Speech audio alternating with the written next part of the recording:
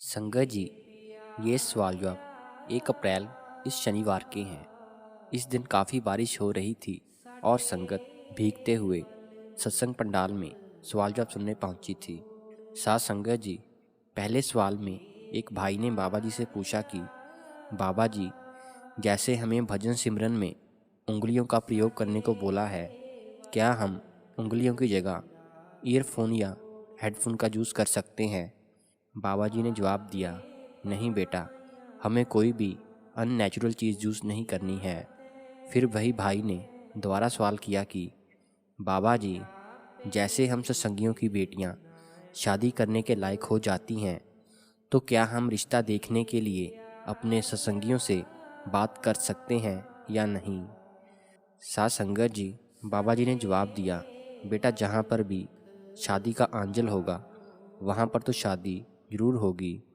बाकी आप ज़रूर दूसरों से विचार कर सकते हो और उनकी राय ले सकते हो। दूसरा सवाल काफ़ी फ़नी था, जो कि एक लेडी ने बाबा जी से किया। लेडी ने बाबा जी से पूछा कि बाबा जी, बच्चे कितने होने चाहिए, 1 या 2? यह सवाल सुनकर सारी संगत हंसने लग पड़ी। फिर बाबा जी ने बोला कि बेटा, ये तो आपके और आपके पति के बीच की बात है। फिर लेडी ने दोबारा पूछा कि बाबा जी, हमारे रिश्तेदार कहते हैं कि बच्चे 2 होने चाहिए। संगत फिर हंसने लग पड़ी।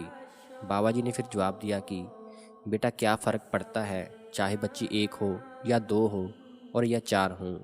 साथ संगत जी, अगला सवाल भी काफ़ी फ़नी था, जो कि एक लड़के ने बाबा जी से पूछा था। लड़के ने सवाल पूछने से पहले बाबा जी को बोला कि बाबा जी, सबसे पहले आपका मैं थैंक यू करना चाहता हूँ, क्योंकि मैं पास हो गया हूँ और मेरा रिज़ल्ट आ गया है।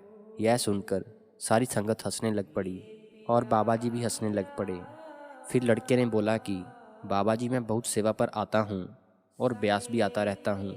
मेरे आसपास के पड़ोसी ये बोलते थे कि हमेशा सेवा पर जाता रहता है, कभी पढ़ाई भी कर लिया कर। बाबा जी, मैं इस बार पास भी हो गया हूँ और मेरे नंबर भी बहुत अच्छे आए हैं। बाबा जी ने हल्की सी स्माइल दी।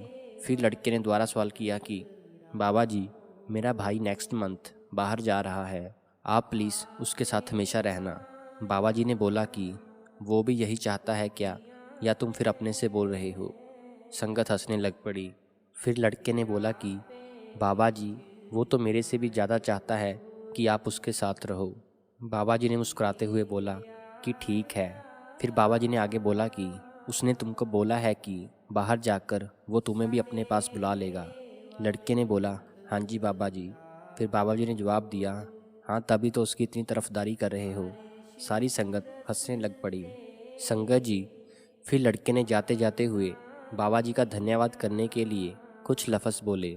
बाबा जी ने सुनकर जवाब दिया कि बस बस रहने दे, इतने बड़े डायलॉग अपनी बीवी के लिए संभाल कर रख। यह सुनकर सारी संगत ज़ोर ज़ोर से हंसने लग पड़ी।